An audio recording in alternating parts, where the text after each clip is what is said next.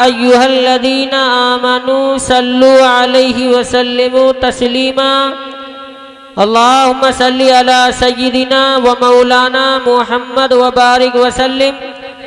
सल्लु अलैहि सलातन व सलामन अलैका या रसूलल्लाह सल्लल्लाहु ताला अलैहि वसल्लम। बादे तौहीद के मतवालों, शमए नबूवत के परवानों, औलिया उम्मत के दीवानों, गौसे आज़म के शहदाइयों, एक मर्तबा नबी और आले नबी पर दुरूद पाक का हदिया पेश करें। पढ़ें बाबा से बुलंद झूम झूम कर अल्लाहुम्मा सल्ली अला सय्यदिना व शफीना मौलाना मुहम्मद व बारिक वसल्लम। सल्लल्लाहु अलैहि सल्लल्लाहु वसल्लम अलैहि रसूलुल्लाह सल्लल्लाहु अलैहि वसल्लम। कुल्लु नफ्सिन ज़ाइक़तुल मौत, हर नफ्स ने मौत का जायका चखना है। कुल्लु नफ्सिन ज़ाइक़तुल मौत, हर नफ्स ने मौत का जायका चखना है। मैंने जो आयत मुबारका पेश की है, यह आयत मुबारका ख़त्म की महफिल हो, कुल ख़ानी हो, 40वां हो या ईसाले सवाब की महफिल हो, हमारे उलमा यही आयत पढ़ते हैं। हर नफ्स ने मौत का जायका चखना है। हैरत की बात यह है कि ख्वाह कोई अल्लाह को मानने वाला हो या ना मानने वाला, कोई काफिर हो या मुसलमान, हर बंदे का इस आयत पर यकीन जरूर है, यकीन जरूर है, बरहक है कि मौत जरूर आएगी, मौत बरहक है। कुल्लु नफ्सिन ज़ाइक़तुल मौत, हर नफ्स ने मौत का जायका चखना है। वाह सुभान अल्लाह, माशाअल्लाह, क्या बात। अल्लाह की मखलूक में बहुत से इख्तिलाफ, हमारे घरों में इख्तिलाफ, अल्लाह के मानने में इख्तिलाफ। कोई सूरज को रब कह रहा है, कोई सितारों को रब कह रहा है, कोई दरिया को रब कह रहा है। हमारा हमसाया मुल्क इंडिया है, वहाँ भी लोगों ने पत्थरों को रब बना लिया है। यानी अल्लाह के मानने में भी इख्तिलाफ, अंबिया के मानने में भी इख्तिलाफ, आपस में मज़ाहब का इख्तिलाफ है, लेकिन मौत के बारे में किसी का इख्तिलाफ नहीं है। हिंदू भी मानता है मौत आएगी, मुसलमान भी कहता है मौत आएगी, कोई नहीं मानता तब भी यकीन है कि मौत आएगी, मौत बरहक है, मौत जरूर आएगी। कुल्लु नफ्सिन ज़ाइक़तुल मौत, हर नफ्स ने मौत का जायका। वाह, हर नफ्स को मौत का जायका। कुल्लु नफ्सिन ज़ाइक़तुल मौत, हर नफ्स ने मौत का जायका चखना है। अल्लाह के मानने वाले को भी यकीन है कि मौत आएगी, मौत बरहक है, मौत जरूर आएगी। कुल्लु नफ्सिन ज़ाइक़तुल मौत, हर नफ्स ने मौत का जायका चखना है। अल्लाह तबारक व तआला ने दो चीजें ली, एक रूह ली, दूसरा जिस्म आसमानी। मखलूक से रूह ली, जमीनी मखलूक से जिस्म लिया। रूह नूर है, जिस्म खाक है, रूह लतीफ है, जिस्म कसीर है। जब रब ने इन दोनों के जोड़ने के लिए इकट्ठा करने का प्रोग्राम बनाया तो इकट्ठे नहीं हुए। क्यों? रूह आला थी, जिस्म अदना था, रूह नूर थी, जिस्म खाक था, रूह ऊंची थी, जिस्म नीचा था। जब रब ने इन दोनों को इकट्ठा करने के लिए एक गारा बनाया जिसे नफ्स कहते हैं, नफ्स कुछ रूह की तरह था, कुछ जिस्म की तरह था। जब अल्लाह तबारक व तआला ने नफ्स को जोड़ने के लिए गारा बनाया, नफ्स कहते हैं रूह या जिस्म को जोड़ने के लिए, चुनांचे जब आदमी मर जाता है तो रब उसमें से गारा निकाल देता है। अगर दीवार में से सीमेंट निकाला जाए तो ईंटें गिर जाती हैं। इसी तरह जब मौत आती है तो ना रूह को आती है, ना जिस्म को आती है, ना रूह मरती है, ना जिस्म मरता है। जब मौत आती है तो नफ्स को आती है। कुल्लु नफ्सिन ज़ाइक़तुल मौत, हर नफ्स ने मौत का जायका चखना है। पता चला रूह ऊपर की थी, ऊपर चली गई, जिस्म जमीन का था, तुमने उसको अपने हाथों से जमीन में दबा दिया। पता चला मौत रूहिया जिस्म को नहीं बल्कि नफ्स को आती है। कुल्लू नफ्सिन जाइक़तुल मौत, हर नफ्स ने मौत का जायका चखना है। जी जी वाह वाह बेशक। कुल्लू नफ्सिन जाइक़तुल मौत, हर नफ्स ने मौत का जायका चखना है। हैरत की बात यह है कि ख्वाह कोई अल्लाह को मानने वाला हो या ना मानने वाला, कोई काफिर हो या मुसलमान, हर बंदे का इस आयत पर यकीन जरूर है, यकीन जरूर है कि मौत बरहक है, मौत जरूर आएगी। कुल्लू नफ्सिन जाइक़तुल मौत, हर नफ्स ने मौत का जायका चखना है। अल्लाह तबारक व तआला इरशाद फरमाता है, वमा यंतिकु अनिल हवा इन हुवा इल्ला वहयु यूहा। ऐ मेरे रब, ऐ रब्बुल आलमीन, ऐलान फरमा दो कि जो शख्स कयामत के दिन मेरी कचहरी में खड़ा होने से डरेगा, वनहन नफ्स अनिल हवा, जिसने नफ्स को वहया से रोक लिया, ख्वाहिशात से रोक लिया। काजी सनाउल्लाह पानीपती रहमतुल्लाह ताला अलैह फरमाते हैं, हजरत उमर फारूक रदियल्लाहु ताला अन्हु फरमाते हैं, अल्लाह ताला ने नफ्स की ख्वाहिश से किसी बुरी चीज को पैदा नहीं किया। फ़इन्नल जन्नत हियल मअवा, जो नफ्स ख्वाहिशात से रुक जाता है, फ़इन्नल जन्नत हियल मअवा, उसका मकाम जन्नत है। मालूम हुआ अच्छी ख्वाहिश भी नफ्स में पैदा होती है और बुरी ख्वाहिश भी नफ्स में पैदा होती है। इंसान नफ्स की ख्वाहिश के साथ बोलता है और ख्वाहिश पैदा होती है नफ्स के जरिए। मैं तकरीर इसलिए कर रहा हूँ, मेरे अंदर ख्वाहिश पैदा हुई, नजम शाह में बोलने लगा, आदम बोले ख्वाहिश के साथ, इब्राहिम बोले ख्वाहिश के साथ, नूह बोले ख्वाहिश के साथ। ख्वाहिश पैदा होती है नफ्स के जरिए और कायनात में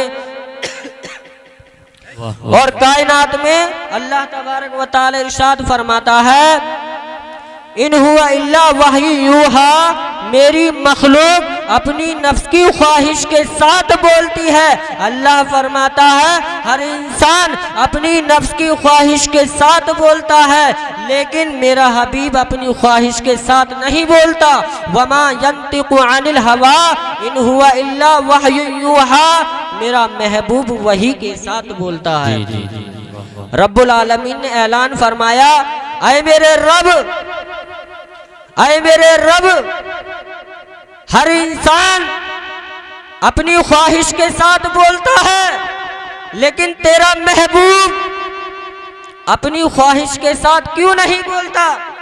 अल्लाह फरमाता है, वमा यंतिकु अनिल हवा इन हुआ इल्ला वहयु यूहा, मेरे महबूब को नफ्स नहीं है, मेरे महबूब को नफ्स नहीं है।